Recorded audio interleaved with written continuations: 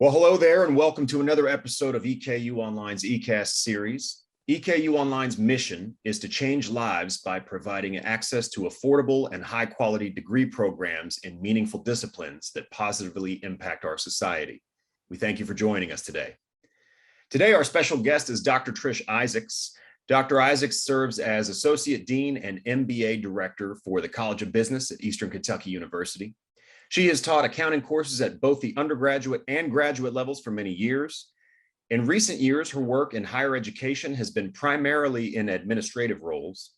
A two-time alumna of Eastern Kentucky University, Dr. Isaacs earned a BBA in accounting and an MBA while at EKU. She then earned her PhD in accounting from the University of Kentucky. After her doctoral studies, Dr. Isaacs joined Berea College as a faculty member, where she taught accounting for 22 years, serving as department chair during her last 9 years. Dr. Isaacs then returned to her alma mater, where her primary teaching focus was income tax. During her first year at EKU, she developed a service learning course that offered a voluntary income tax assistance program for lower income taxpayers. Though Dr. Isaacs has moved on to administrative roles, that program continues today. Another area of focus for Dr. Isaacs, particularly at the graduate level, is management accounting. Dr. Isaacs also serves as coordinator for EKU Online's MBA program. Welcome, Dr. Isaacs, and thank you so much for your time today. We genuinely appreciate it.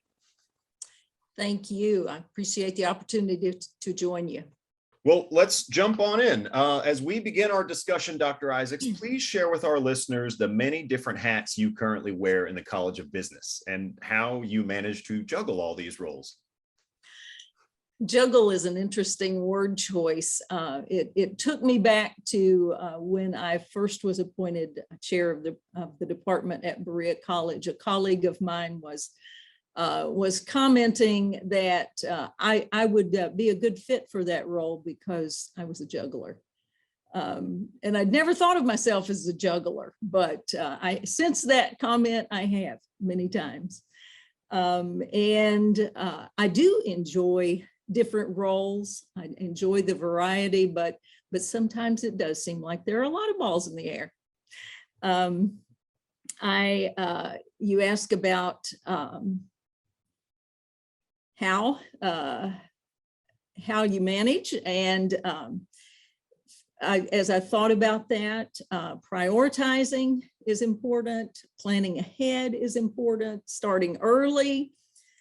Flexibility is essential because you have an agenda and you may or may not get to that agenda for the day, but other priorities present themselves.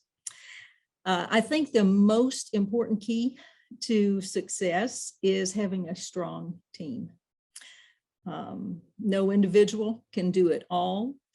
And in the College of Business, I'm very fortunate and I'm blessed to have a very strong team. We are a student-focused team and we work well together. And I enjoy working with my colleagues.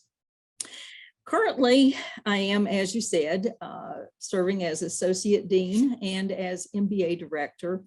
In these roles, I coordinate many of the academic aspects of the college, curriculum revisions, development of an online MBA, other curricular issues. I'm involved in many of our college events and activities as well. I had a great time at homecoming recently, seeing lots of alum. I work with business leaders and alumni. Another important aspect of my work this year in particular, it is our data collection year for the AACSB reaffirmation of accreditation. And this is the year that we collect our data to demonstrate that quality that AACSB requires, and I'm coordinating those activities. I'm also MBA Director, and I'm very actively involved with the online MBA program, and I teach one of the courses in that program. That's a whole lot. Like you said, organization is the key, and Wow, but that still makes my head spin. So I'm glad it's you. Yeah, one thing at a time. Right. and Absolutely. you, yes. So you mentioned you are the MBA director for the College of Business, and EKU has just begun offering this amazing program online. What are your thoughts about this, and what do you see the future of the MBA program being, and what do you see as the appeal of earning an MBA online? The opportunity to earn an EKU MBA online, it's a great service to provide to our region and beyond. It's online. We do not have limits. EKU awarded its first MBA degree in 1969, and we have many successful MBA alums out there. We will award our first online MBA degree in December of 22, and I am very excited about that. And I look forward to hearing about the successes for our online students as well. The on-campus MBA continues to serve students who prefer a face-to-face program and who are available to travel to campus once or twice a week for classes. The online MBA allows us to serve students who, because of their location, their life circumstances, or maybe just their personal preferences, prefer an online format. Practically, Dr. Isaacs, what does one do with an MBA degree? We know that it's a popular degree option, but what value does it add to any candidate looking for a job? What does one do with an MBA degree? The answer is very broad. It can be customized to the individual.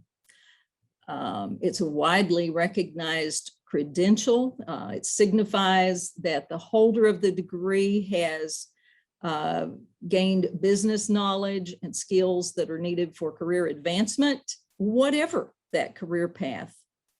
Recent MBA graduates work in many different fields. They work in accounting, marketing, supply chain management, information technology, hospital administration, and education. The possibilities are limitless. Are there unique aspects to the online MBA that make this program stand out? Yes, I believe that there are. One distinctive that we have is our AACSB accreditation. AACSB International is the premier accrediting body for business schools. It signifies an independent verification of the quality of the program. We're not the only AACSB school that offers an online MBA, but many online MBAs are offered by schools that are not AACSB accredited, and employers know the difference. So that is an important distinctive, I think. Another important distinctive is the flexibility that our online MBA offers. We have a business core and we have an integrated capstone, but we also have the opportunity for concentrations. So while the online MBA student is gaining that business knowledge and skills, they can also take a deeper dive into an area that fits their career goals and interest. As an example, one of our current online MBA students has an undergraduate degree in construction management and has worked a few years with his firm and is ready to advance and needs that credential. And so he is taking the business core, he's taking the business component of that, but he's also taking the opportunity to do some graduate study in construction management. So he will be well positioned for his career goals. In your experience, what kind of students have success in online courses, especially at a business graduate level? What attributes make for a solid online learner? Engagement is the key. Engagement includes engagement with the course content. It includes engagement with the professor, and it includes engagement with classmates. And that engagement provides the opportunity to learn, it provides the support to learn, and it will lead the student, I think, to have the self-discipline. An important aspect, you don't have those face-to-face meetings and that face-to-face accountability, but the engagement and the frequent contact will help the student stay on task and meet deadlines and get the support they need as they complete assignments, get clarifications. Yes, I believe engagement is the key.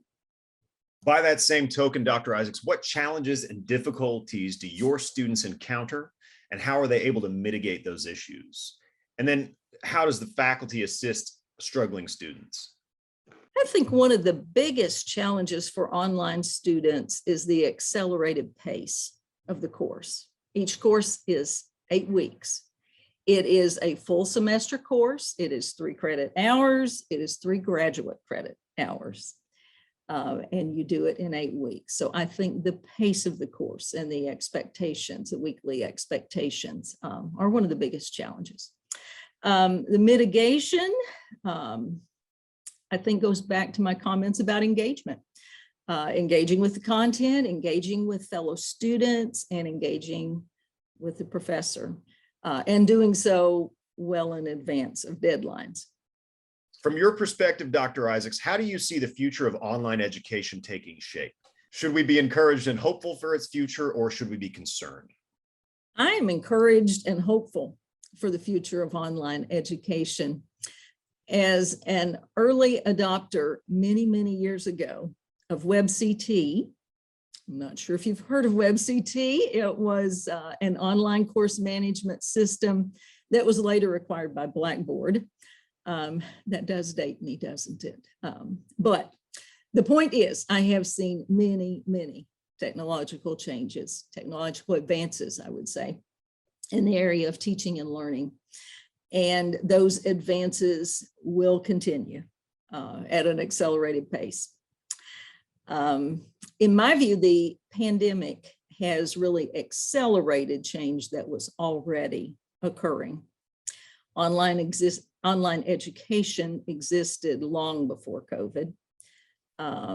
But based on my observations, as we have returned to campus this year to face-to-face and continuing the online, that both faculty and students, I see a difference. I see that many faculty members, including our EKU business faculty members, many of them prefer face-to-face teaching. Many of our business students prefer face-to-face learning. But I'm seeing that they prefer a combination. They want some of those classes to be online, and they want some of those classes to be face-to-face. The flexibility that online offers is really, and some courses, students seem to prefer to take them online. So I think it's here to stay.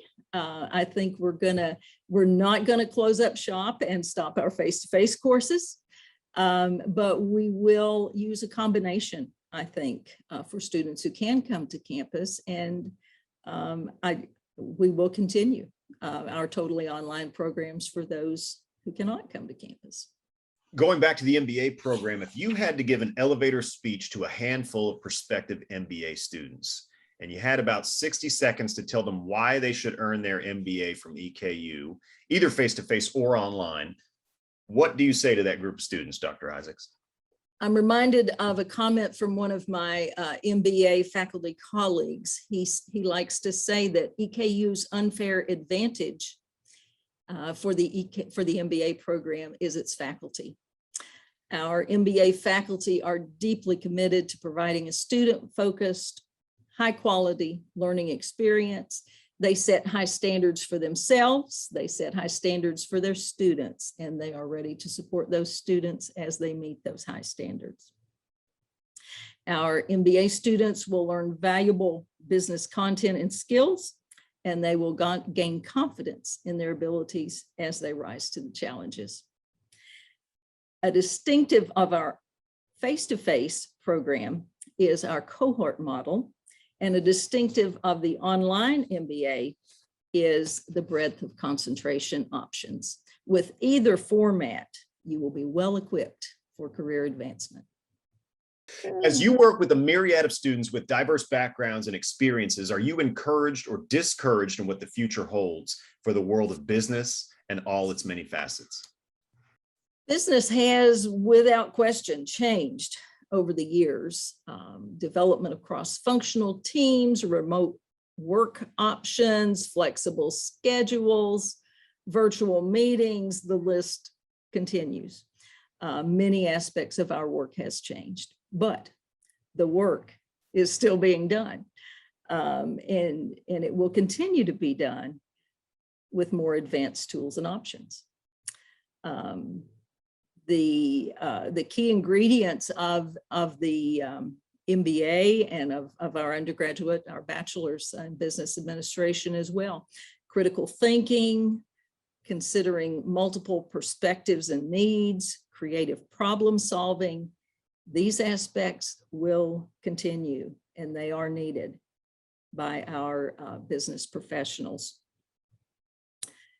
Aspects of the work will change, but that makes these components even more important. Well, we've talked a lot about all the hats you wear and the responsibilities that you have, Dr. Isaacs, and recognizing, as with many of our faculty, that you probably have very little time to spend on yourself. Can you share with our listeners a little bit about your personal interests when you do have time that is spare? Certainly. I enjoy cooking. I enjoy gardening, particularly flower gardening. I enjoy crafts, spending time with family, traveling.